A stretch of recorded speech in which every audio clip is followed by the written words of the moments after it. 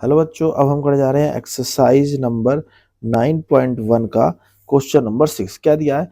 A 1.5 metre tall boy standing in the same distance from the 30 metre tall building. Some distance of the 30 metre long building है। तो सबसे पहले figure बनाते हैं, ठीक है।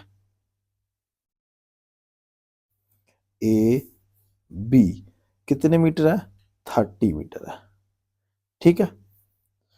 उसके सामने कोई लड़का खड़ा है 1.5 मीटर टॉल। 1.5 मीटर टॉल एक लड़का खड़ा है, ठीक है। बिल्डिंग है। The angle of elevation of his eyes is top of the building increasing 30 to 60। मतलब मानो एक लड़का, ये एक बेस वाले बना देते हैं, इसी के ऊपर लड़के खड़े हैं। ये ग्राउंड है, ग्राउंड के ऊपर बिल्डिंग खड़ी है, कौन सी? ए बी, ठीक है। एक लड़का खड़ा है यहाँ पे, कितने मीटर का खड़ा है लड़का? ये जो लड़का खड़ा है वो खड़ा है हमारा 1.5 मीटर का, ठीक है। ठीक, इसे बोल देते हैं हम सी पॉइंट, ठीक है। लड़का खड़ा है यहाँ पे, उसकी आंखें यहाँ पे हैं और यहाँ से बिल्डिंग के टॉप को देख रहा है। तो एंगल बन रहा है, वो कितना बन रहा है? 30 डिग्री का, ठीक है, सी पॉइंट पे। ठीक, इसके बाद बोला गया है top of the building increasing 30 to 60 as he walk toward the building. वो यहाँ से बढ़ चलना चालू करता है, चलते चलते चलते चलते चलते यहाँ आता है। यहाँ पे जब आता है तो यहाँ से जो बिल्डिंग को ऊपर देखता है अपनी आंखों से, तो जो एंगल बनता है वो कितना बनता है? 60 डिग्री का एंगल बनता है, ठीक है। इसे बोल देते हैं ए, ये हमारा बी है, ये सी बोल दो इसे, इसे डी बोल देते हैं और इसे ई पॉइंट बोल देते हैं, ठीक है। ई पॉइंट इसे बोल देते हैं। अब क्या है कि 60 का डिस्टेंस हो गया, 30 मीटर था, 1 मीटर अब था। मतलब बिल्डिंग में से हमें क्या करना पड़ेगा? ये जो हमें निकालना पड़ेगा, ये परपेंडिकुलर है, वो उसके लिए तो ग्राउंड यहाँ तक है। तो यहाँ पे अगर 1.5 है तो यहाँ पे क्या होगा? 28.5। ए सी कितना होगा? 28.5। तो हम लिख सकते हैं, यहाँ पे सोल्यूशन चलते हैं। ए सी इज इक्वल टू 28.5, ठीक है। और ये है क्या चीज? ये है, ठीक है, ये परपेंडिकुलर कहा जाएगा, इसे परपेंडिकुलर कहेंगे, ठीक है। उसके बाद से क्या बोला गया? बच्चा यहाँ चल के यहाँ आ गया। ये अब हमें बताना है कि जो ए ई डी डिस्टेंस है वो कितना होगा, ठीक है। तो हमें जो निकालना पड़ेगा, सबसे पहले तो क्या लगाएंगे? Distance distance of walk is equal to कितना होगा? ब्रैकेट में लगा देते हैं E D is equal to, कैसे लिख लेगा ये? ई डी कैसे लिख लेगा? ये लिख लेगा हमारा, जब सी डी को माइनस करेंगे सी ई से, ठीक है। इस बड़े वाली लाइन को इस छोटे वाली लाइन से माइनस कर देंगे तो हमारा इतना बन जाएगा, सी डी, ई डी निकल जाएगा। तो उसे ही सॉल्व करना है। तो इसमें देखिए दो ट्राइंगल बन रहे हैं, एक ये बन रहा है, एक ये बन रहा है। परपेंडिकुलर हमें दे रखा है, परपेंडिकुलर हमारा क्या बनेगा इसके लिए?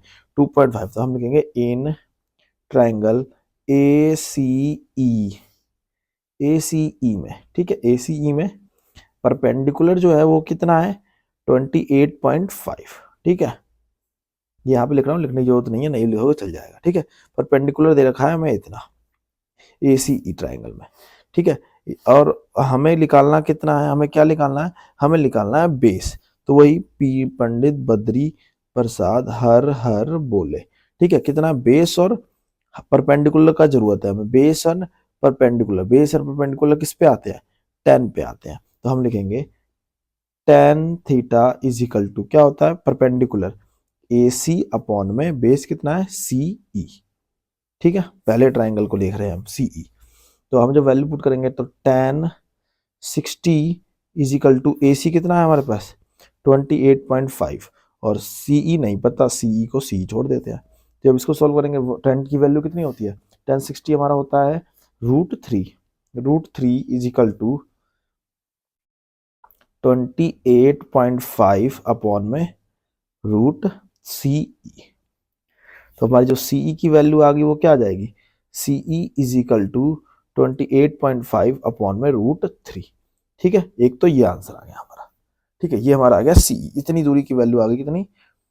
28.5 √3, 3। ठीक है, अब हम दूसरा ट्राइंगल लेंगे, यहाँ पे कर देते हैं सॉल्व से। हम लिखेंगे इन ट्राइंगल, बड़ा वाला ट्राइंगल ए सी डी में, ए सी डी में, ए सी डी में क्या लिखेंगे, ए सी में भी परपेंडिकुलर दे रखा है, बेस हमें निकालना है, तो लिखेंगे tan theta is equal to A C upon में सी डी। इसमें सी ई था, अब ये सी डी हो गया। तब यहाँ पे एंगल कितना है, 30 है, तो आगे पुट करते हैं, tan 30 is equal to A सी कितना 28.5, और सी डी हमें नहीं पता, वही आगे करेंगे। तो tan 30 की वैल्यू क्या होती है, 1/√3 is equal to 28.5 C D. तो सी डी हमारा कितना आ जाएगा, C D is equal to 28.5√3। ठीक है, ये हमारा दूसरा आंसर आ गया। अब हमें सी डी मिल गया, ये वाला सी डी मिल गया, सीई मिल गया। अब हम ईडी निकाल सकते हैं, हमें डिस्टेंस ऑफ वॉक की निकालना था, ईडी, तो हम लिख देंगे क्या, ED is equal to C D minus CE. ठीक है, यही है। सी डी की वैल्यू क्या है 28.5√3 माइनस सीई की वैल्यू क्या है 28.5 अपॉन में √3। जब इसे सॉल्व करेंगे तो हमें एलसीएम लेना पड़ेगा। यहाँ पे देखते हैं, एलसीएम लेंगे, इसके बाद यहाँ करते हैं, एलसीएम लेंगे तो क्या आएगा, √3 आएगा, नीचे ऊपर क्या हो जाएगा 28.5, 1 से डिवाइड होगा ये, और तो और √3 मल्टीप्लाई होगा तो क्या आ जाएगा 3, माइनस ये √3 से √3 हट जाएगा, 1 आएगा, तो ये 28.5 आएगा। ठीक है, जब इसको इससे मल्टीप्लाई करेंगे तो देख लेते हैं, 28.5 को 3 से मल्टीप्लाई कर रहे हैं तो हमारा पता तो 5 हासिल, 1 8 24 और 25 5 हासिल, 2 3 दूनी 6 3 दूनी 6 100 8, 85.5 आ रहा है क्या, तो हम लिखेंगे 85.5 माइनस 28.5 अपॉन में √3। जब ये सॉल्व होगा तो हमारे पे क्या वैल्यू आ जाएगी, ये 85.5 में से 28.5 जाएगा तो 0, 15 में से 8 गया, 15 8 16, तो ये 7 बचेगा, 7, और यहाँ पे बचा कितना 7 7 हो गया 5, 57 आएगा। क्या आएगा 57√3। ठीक है, अब जो हमारी ए की वैल्यू आ गई, ईडी की वैल्यू क्या आ गई, ईडी की वैल्यू हमारी आ गई 57√3। हमें पता है नीचे रूट नहीं छोड़ना हो तो रैशनलाइज कर देंगे, √3 से मल्टीप्लाई ऊपर, √3 से मल्टीप्लाई नीचे, तो क्या आ जाएगा 57√3 अपॉन में 3 के टेबल में कर जाएगा, 3 1 3 3 9 27, तो आंसर हमारा आएगा 19√3। ये हमारा आंसर है। और ये क्या है, ये डिस्टेंस है, यहां से लेके ई से लेके डी तक का डिस्टेंस है हमारा कितना 19√3। ठीक है, आई होप आपको समझ आ गया होगा।